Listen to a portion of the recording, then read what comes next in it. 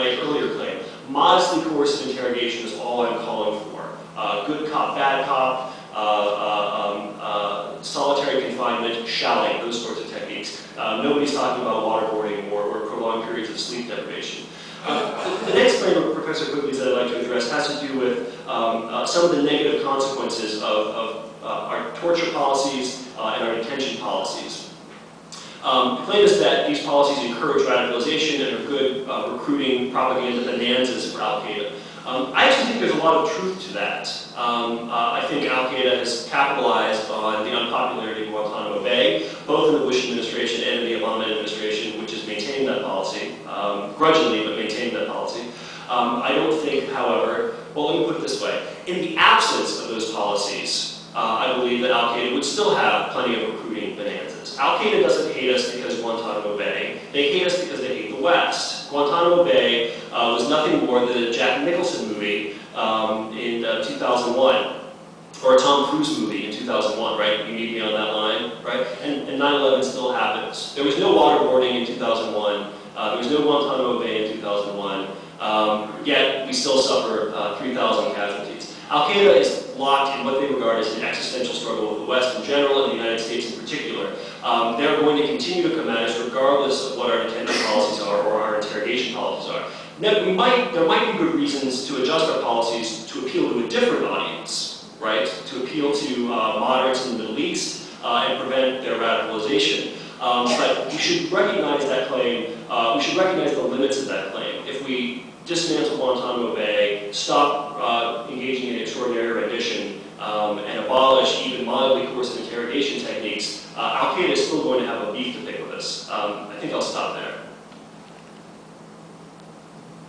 I agree, they would still have a beef to pick with us. There are many more of our policies we need to change that have the same negative consequences abroad, but I don't want to get into the Palestinian-Israeli conflict in the time we have remaining. I think maybe we should just open up questions. Okay.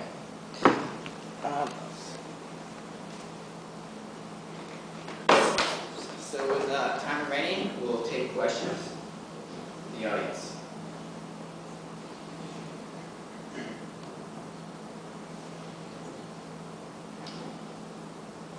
Yes. Could you just further define your definition of mildly coercive interrogation techniques? Yeah, thanks for that question. That's an important one. It's hard to define at the margins. We can say that certain things count as modest. We can say certain things definitely do not count as modest interrogation, but the boundary at the margins can be pretty slippery. So what techniques do I definitely have in mind? Well, basically the same sorts of techniques that law enforcement is allowed to use. Solitary confinement, good cop, bad cop, low-grade threats, shouting, those sorts of things would definitely be part of any interrogation system that I would be calling for. Certain techniques would be ruled out. Waterboarding, pulling off people's fingernails, electroshocks, use of psychotropic, hallucinogenic drugs, those sort of things are clearly beyond the pale, right? What about the wide range of techniques that fall between the 2 points on the opposite ends of the spectrum? What about mild physical coercion, like attention grabs? Right? You grab somebody by the collar. Is that torture? I don't think it's torture. I don't think it causes severe physical or mental pain or suffering. Is it degrading, cruel, inhuman, and degrading? That's closer. That's going to depend on who you ask. Right? If you ask a European or a Canadian, maybe, right? Because Europeans and Canadians have more expansive understandings of what offenses against human dignity means. Right?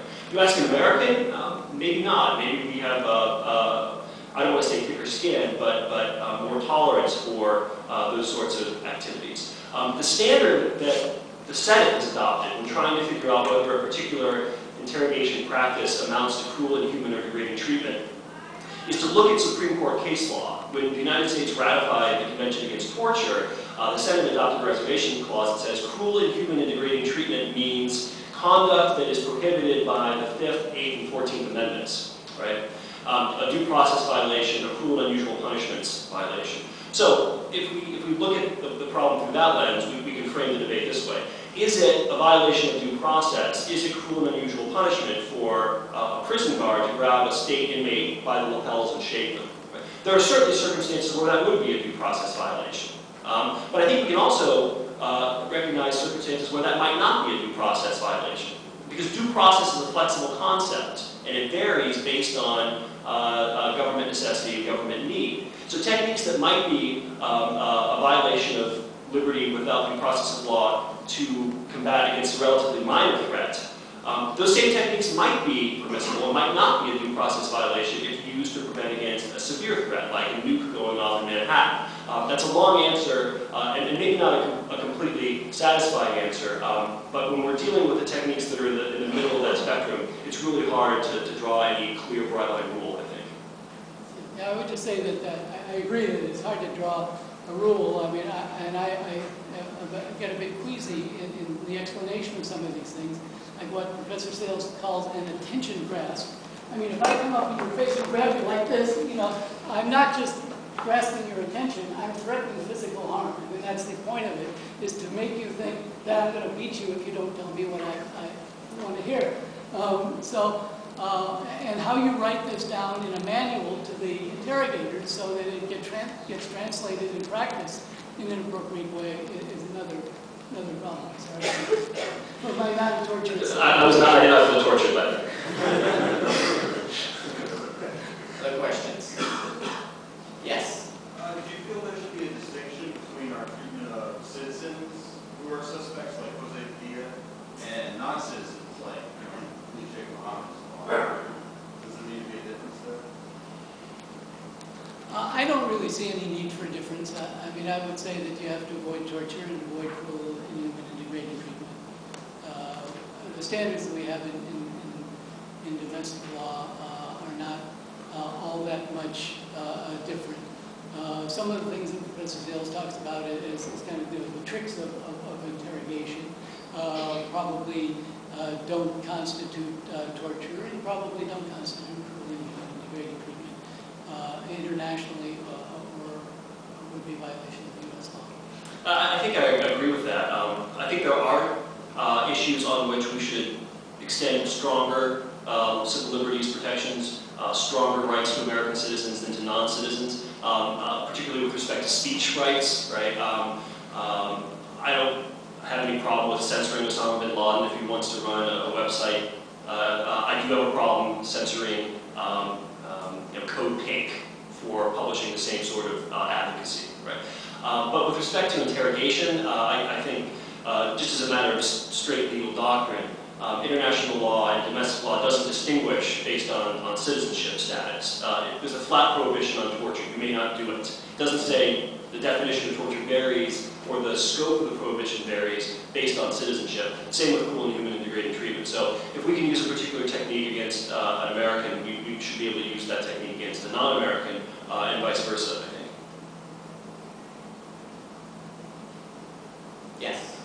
I just had a question about how you guys feel about keeping some of the kind of like the standards and what the intelligence agencies can't do ambiguous, just based on the fact that if you really codify what you can and can't do as an interrogator, is that like, you know, giving the other team the playbook so that they can plan and kind of break the interrogation. Like I know, for example, in Northern Ireland, the IRA developed the Green Book, which basically was instruction on how to meet the British interrogators. So I was kind of wondering where you guys feel on, you know, how ambiguous these standards should be. Yeah, that's a really tough question, a really good question too. I actually hear two issues there. One is, should we have a strict set of techniques that are spelled out, permitted, prohibited, or should we have like a flexible standard, right? It's the old rules versus standards debate. And then the secondary question is, if we have those, whether it's rules or standards, should we announce them publicly? Right? That's really tough. I mean, as citizens in a democracy, like we're the ones who are ultimately responsible for setting our nation's interrogation policies and deciding what techniques are okay and what techniques are not. We can't perform that function, and we can't serve as a check on Washington elites unless we have information, right? So publicity is extraordinarily important. It's vital if interest groups and ordinary citizens alike are going to have a voice in establishing our nation's interrogation policies. At the same time, there's a very real cost to providing that public notice, right? Because it's not just law students and law professors and editorial page writers who are reading standards. It's Al-Qaeda, right? And we know that Al-Qaeda studies are